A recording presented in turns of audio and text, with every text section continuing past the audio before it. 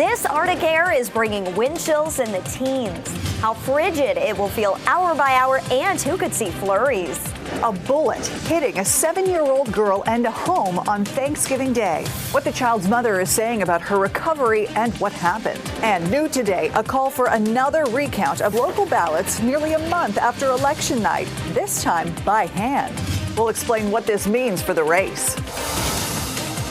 We are keeping an eye on the sky tonight. There's a little chance for some little snowflakes. If you stay up late, you might see the flurries in your area overnight. Thanks for being with us at 7 o'clock. I'm Ashley Rowe. Now, do not count on this stuff having a big effect on the ground. Kat, the chance of getting even 1 inch of snow, essentially zero, right? Absolutely. So kids, this is not the time to get excited. You're not going to be able to go sledding or miss school or anything like that. But for tonight, it is going to be cold for everyone. So let's start with the cold tonight. 19 in Roxborough, 24 in Durham, 25 Raleigh, 24 Goldsboro, 27 in Fayetteville, and 24 in Southern Pines. It's cold for everybody and cold enough for this to actually fall in the form of snow. The issue here is that we just don't have a lot of moisture to work with. The air is very dry, so a lot of this is actually going to evaporate before it ever reaches the ground. That's one of the things we'll be fighting later on tonight.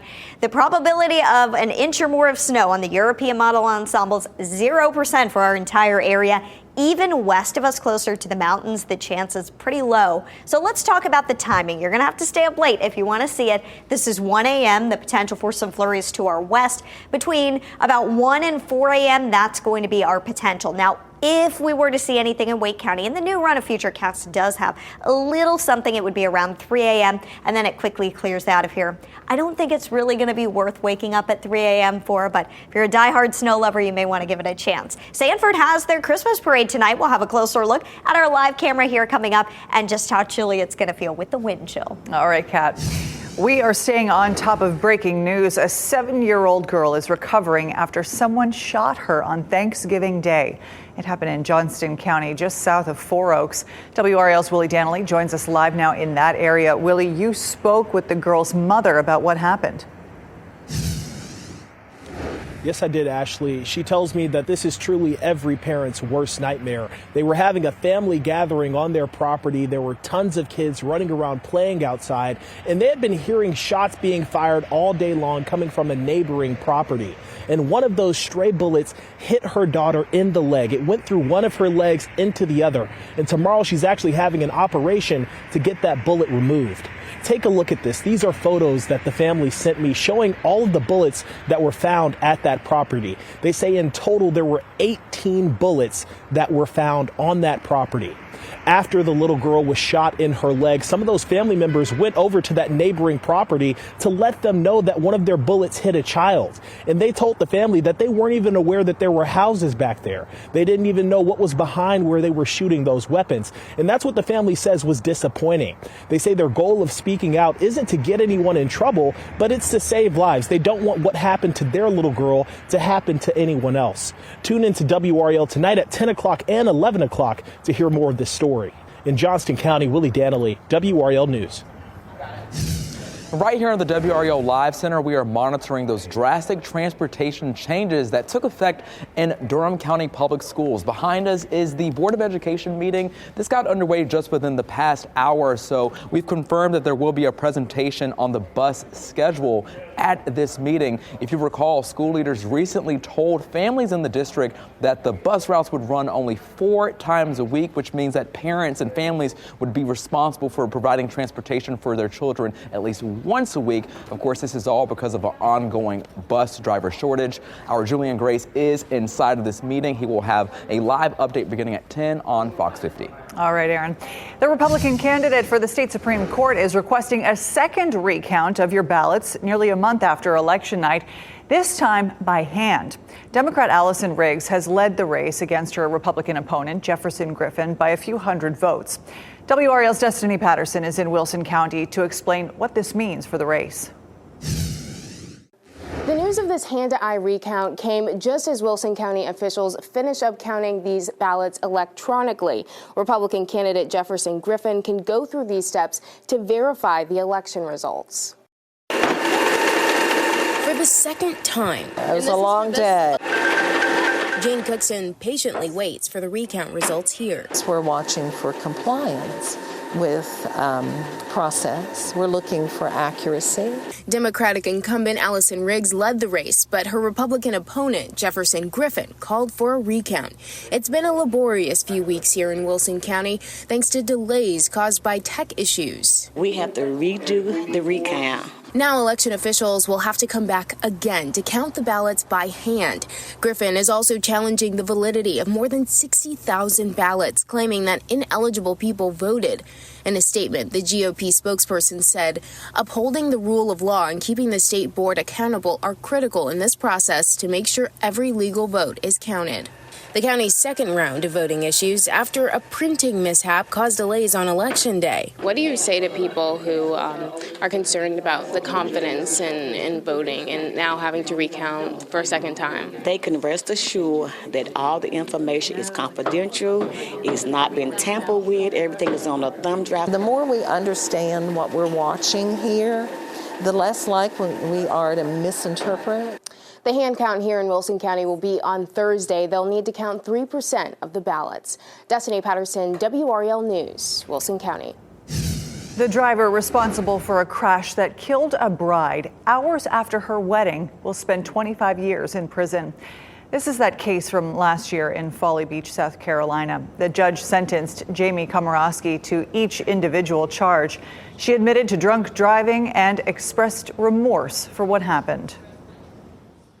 I take full responsibility for the tragic outcome that my decisions have made. I will carry this guilt with me for the rest of my life. Prosecutors say Komorowski was driving 65 miles per hour in a 25 when she smashed into the back of a golf cart carrying the bride and groom from their reception. Newlywed Samantha Miller died. Her husband, Eric Hutchinson, and 2 others were seriously hurt.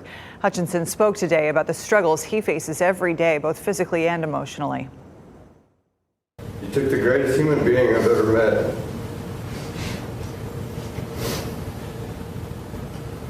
She's not coming back. She's gone. She was my world. And I'd give anything just for 1 second to hold her again. Komorowski's mom and dad also spoke in court. They told the judge their daughter is actively participating in Alcoholics Anonymous. They said that she planned to continue this work to help prevent others from making the mistakes that she did. Just such a sad story there. The return from the Thanksgiving holiday was a pretty busy one in the news, so let's get you caught up on some of the headlines. Here are 5 things you should know right now.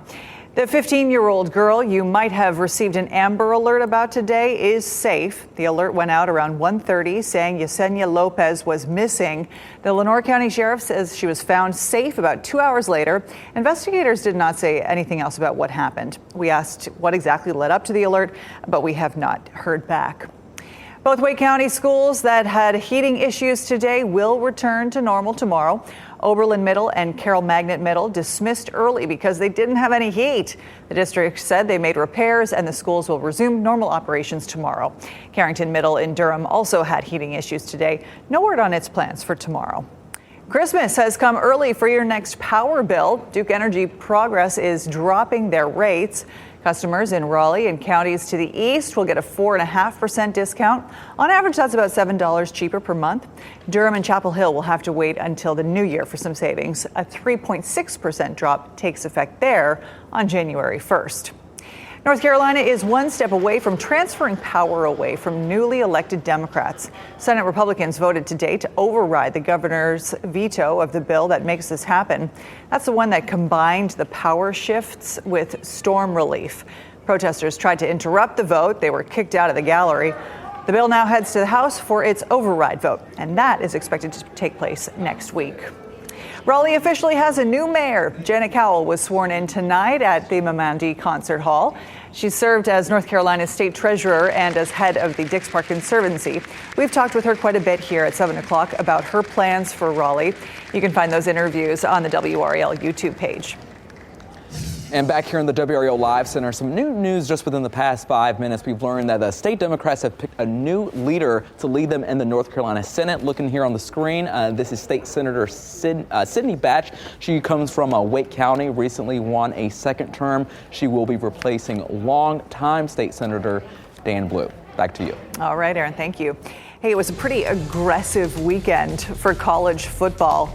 Rivalry week is always pretty intense, but this year things got wild. NC State, UNC among them.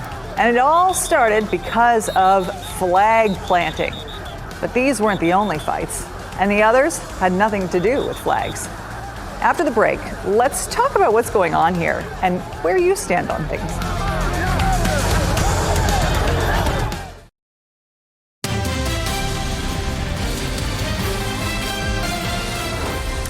Boy, it was a dramatic weekend, eh? A lot of folks getting all worked up, and not over the usual Thanksgiving stuff like politics or who gets the last slice of pumpkin pie. No, I'm talking about college football. Rivalry weekend at times looked more like UFC than CFB. Let's talk about that for a moment. The football, the flags, the fights, and now the fines. And let's start with the brawl at Kenan Stadium.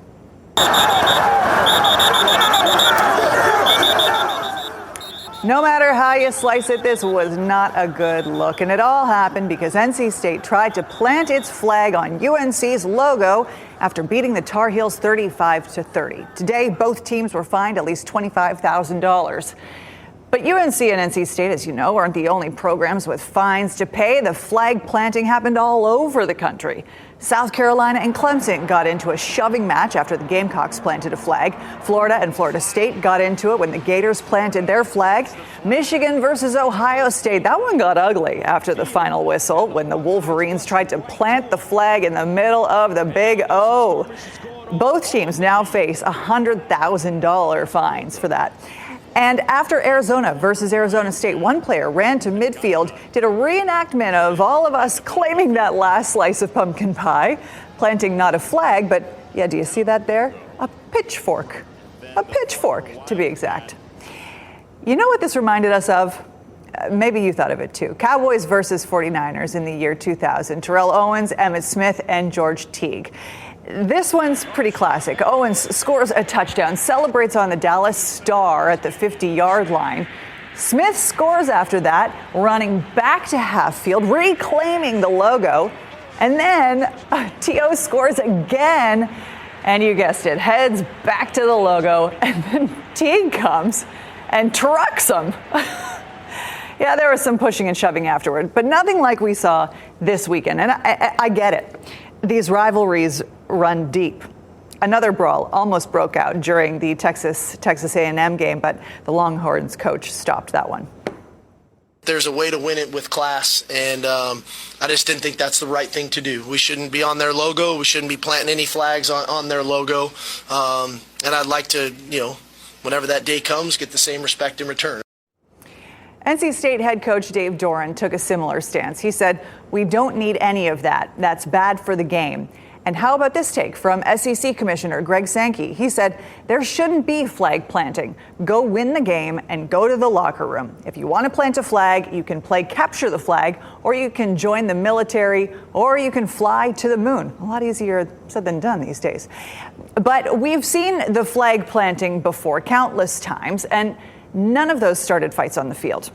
Who can forget one of the most infamous flag plants of all time? Baker Mayfield did it after Oklahoma beat Ohio State in 2017. No fights. In 2022, we saw the same matchups with similar results. Michigan beat Ohio State, planted the flag, no fights. NC State beat UNC, planted the flag, again, no fights. It's possible those incidents played a role in what happened over the weekend, maybe. After all, many of the current players were there 2 years ago. They lost to their rivals then lost again a year later, and then lost a third time this past weekend. Watching their bitter rival plant a flag in the logo, ooh, that adds salt to the wound. But here's the thing. There were a lot of fights in college football over the weekend, and not all of them started because of flags. Before the game, Virginia and Virginia Tech players got into a fight. The ACC fined both schools. Alabama and Auburn got into a shoving match during the game on the sideline. Same thing happened in BYU versus Houston, except this one was in the end zone. Missouri and Arkansas players scuffled after the game. No flag in sight. And oh, by the way, staffers for Texas and Texas A&M got into it before the game, but before Coach Sarkisian stopped the flag plant. So we think about all of that. All of those happened in the same weekend. So I guess the question is the problem flag planting, or is it fighting, or is it something deeper? But like I said, these rivalries run deep. Consider this matchup between Ohio State and Michigan. We're going to go back in time now to 1973.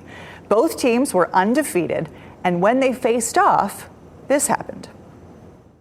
Hicks is the acting captain, John Hicks, and they're tearing down Michigan's coveted M-Club banner. They will meet a dastardly fate here for that. They have the audacity, the unmitigated gall to tear down the coveted M that Michigan's going to run out from under. But the M-men will prevail because they're getting the banner back up again. And here they come, the maize and blue, taking away 105,000 fans. Don't you love that announcer there? That game ended in a 10-10 tie. Yeah, ties used to be a thing in college football. But did you notice that after all of the commotion at the beginning, nobody fought? Maybe we can learn something from those bitter rivals 50 years ago.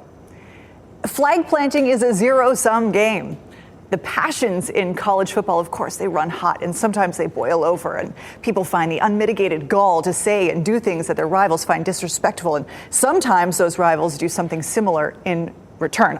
I'm not condoning any of it. Plant your flag wherever you want on this issue. But whatever your opinion, can we all agree? Let's keep it clean. Earlier today, we asked you for your opinion on this. Should flag planting be banned? You know, this has really changed over the course of the last 3 hours.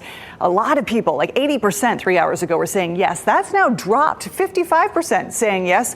45% are saying no. I want to know who these people root for on College Game Day. I'd love to know how many of these are UNC and NC State fans. Keep telling us what you think. You've got that QR code on the screen. You can weigh in here. We'd love to see your results. Kat? You know, the most shocking part of all of that is there used to be ties in college football. I don't think I knew that, but that's kind of cruel. All right, let's take a live look outside in Sanford where they've got their Christmas parade underway right now. A beautiful sight to see as a part of our WRAL live camera network. We always love to see those festive sights and everybody all decorated and lit up for their downtowns around Christmas. Grab your coat. I know the folks in Sanford have theirs tonight at the parade. 25 tomorrow morning, 22 Wednesday morning. That's the coldest number on our 7-day, and then 37, perhaps above freezing for most of us by Thursday morning.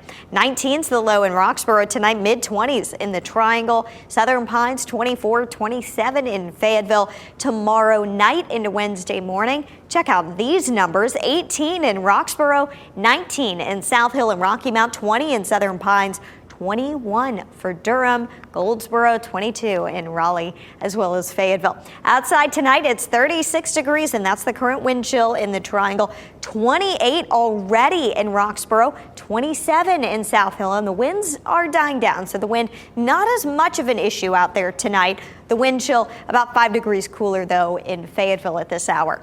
Tomorrow, there will be a little bit of a wind chill. We're going to have a breeze kind of similar to today. By noon, it's 40 degrees, but feeling more like 34. And then during the afternoon, when we reach the low to mid 40s, the wind chill still will be in the mid to upper 30s. We are watching for some flurries later tonight. Check in for an update on this tonight at 11 on WRAL. It's the Sandhills that have the best shot at seeing some of these flurries between about 1 and 4 a.m. is going to be your best chance. You got to be dedicated to be awake at those hours. If you're headed out for a dog walk before bed or just a quick in and out before you head to bed, 29 degrees by 10 o'clock. Bundle up. This pup in the background here certainly is. 1 to 4 o'clock, that's when we've got that potential for flurries. I went ahead and added the icon for the first time this year. Always fun to do that. 25 tomorrow morning. And then we'll be mostly sunny during the day tomorrow. A little bit of a warm up Wednesday and Thursday into the 50s, but temperatures come crashing right back down for the weekend. By early next week, we could be back in the low 60s. Up until then, though, you'll definitely want to keep your winter coat on hand. And it's going to be pretty chilly for our WRAL tower lighting. So if you're coming out here Wednesday at 7 o'clock, make sure you've got your big coat too. Well, the yo-yo of temperatures continues, Kat. Thanks. Hey, if you're not a football person, maybe you tuned into the National Dog Show this Thanksgiving weekend. The winner was a pug named Vito. For tonight's One Last Thing, let's talk about his ties to our area. We're back in about 2 minutes.